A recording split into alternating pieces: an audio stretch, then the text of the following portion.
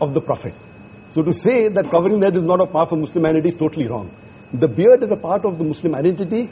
Wearing the cap, or at least covering the head, whether with a scarf or with a gatra like the Arabs do. But sir, what about what Shahrukh said? And I know a lot of my friends say this, that and all of us, no matter what faith we come in, we interpret our faith differently. We take away some things, we don't do some things. Does that make us any less of Hindus, Muslims, Christians? No, as I said, that Muslim is a person who submits will to God.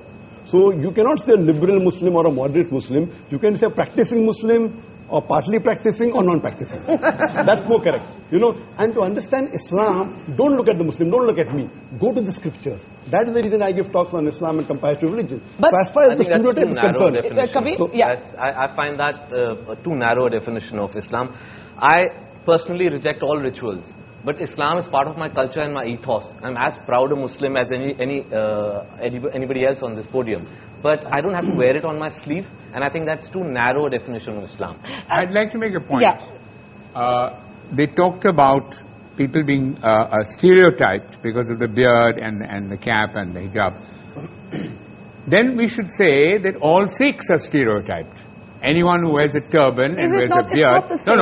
It's not the same. But what has happened, I'll tell you, in fact, India has become, in a strange sense, more liberal, because when Yusuf Khan entered the film industry and adopted the name of Dilip Kumar, that was a time when the whole of India was pretty prejudiced against Muslims, let me tell you.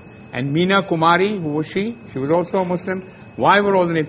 Shahrukh is an amazing example of a Muslim who is now the Badshah of Bollywood with a Muslim name. He didn't have to change his name. So something has happened. Would you have ever changed your name? To Akshay Kumar, yes. I would never change my name. Now the reverse is happening, Barkha. I know of boys who come from small towns, want to become actors. They change their name to Khan because they think that's the badge of honor. That's the way to go. That's the barometer of success. No, it's Khan or Kapoor. Sorry, Najib? But Dilip Kumar has now become Allah Rakha Rahman. Yeah. So that's the change. But now he's no longer a star. Yeah, Shahrukh, you want to make a point, and then Soha and Madani. Yeah, I just want to say one thing. With, you know, I just want to know very clearly, and I'm a Muslim, and I want to know: is it more important for me to look Muslim and see Muslim, or to feel Muslim? I fully respect the scriptures. I fully respect all the hadiths. I have read the Quran in my own way, in Arabic and in English. But I think its time has come, and this genuinely is an appeal, that it is more important to feel Muslim, to feel Hindu, than to look it. And if you do, if you do, it's absolutely cool. And if you don't, it's absolutely cool. Doctor, I quick response to that, and I got two guests waiting to speak. I think the best is to practice Muslim, is number one. Yes. Appearing is important, but lower down. I'm not saying appearing is the most important. For a person to practice Islam is more important. Beard comes lower down. Beard is not in the 70 major sins that it's not there. But you know, what about what Kabir is saying? And there was a story of a young boy whom I interviewed, who studies in a convent school in Madhya Pradesh. And he's a poor boy. And the school rules wouldn't allow him to wear a beard. He went all the way to the Supreme Court to say, I must be allowed to keep my beard. Otherwise, I prefer not to study. And he actually dropped out of school for a while because of that. The Supreme Court eventually ruled in his favor. And that is my next question, and I want to take that to Madani Saab. Madani Saab, you're a very interesting character for me, because at one level, you have organized, as Alex said, all of these fatwas against terrorism and all of that. But you also had a resolution against the singing of Vande Mataram. And these kind of resolutions, I know many of my friends would say is what stereotypes Muslims. बात ये है कि वंदे मातरम गाना बिल्कुल अलग चीज है। अलग चीज है। हाँ, गाने के लिए जिद करना बिल्कुल एक अलग चीज है।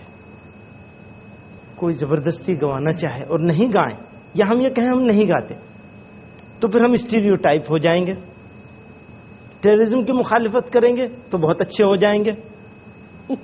ये जो डबल मामला चलता है, ये ठीक नहीं। अभी मेरे दाढ़ी नहीं हो और कुर्ता पैजामा नहीं हो, ये भी जो पगड़ी से तो लोग बहुत डरते हैं ना, कहते हैं ये तो एक बच्चा एयरपोर्ट पे कहता है मदनी साहब मामा मामा देखो बिन लादेन जा रहा है ना। तो क्या हो गया है, अब ये सब मैं उतार दूं तो मैं एक रीजनेबल मुसलमान हो सकता हूँ, एक ऐसा मुसलमान हो सकता हूँ जो बहुत अच्छा आदमी है। और अगर मैंने ये पहन लिया तो ख्यालात मेरे कितने अच्छे हों। ख्यालात, नजरियात, आइडियोलॉजी, ये है बेसिक चीज, या बेसिक चीज हमारी दिखने वाली चीज है। That's the reverse stereotype, that the moment you see the beard and the skull cap, it's got to be a fundamentalist. Question, I want to get Soha in. She's been listening very patiently all this while. Soha, as somebody who's grown up in a sense in a house of mixed religion, for you, in a sense, do you feel that public gaze? Do you feel, you know, many people have questioned my labeling of or my looking for the moderate Muslim. Yet there are others who say that we don't hear enough moderate voices. We either hear the religious voices or we hear the non-believing Because I don't think anybody is really interested in what the moderate Muslim has to say, because it's not very interesting. It's sort of boring. We're represented by extremists who have violent opinions, perhaps. I'm talking about vandals. And I think maybe also more recently, I was asking my mother when I was asked to come on this show. I said, in your time, when you married my father, and you had an interreligious marriage, which presumably at that time, 40 years ago, was more controversial than it is today. Were you ever asked to defend your identity, to defend your choice of religion, what it means to be Hindu or Muslim, the way that we are today? And she said, no, not at all. It was a no-comment issue. You just said no comment and you moved on in life. Over the past, maybe ever since I've been in cinema, certainly, it's an issue. And there is... people do ask me, do you feel aggravated by what is happening as a Muslim? Do you feel the need to stand up for your religion because it is being misrepresented in the media? And I think for me, religion is a very private matter. It's between my maker and me.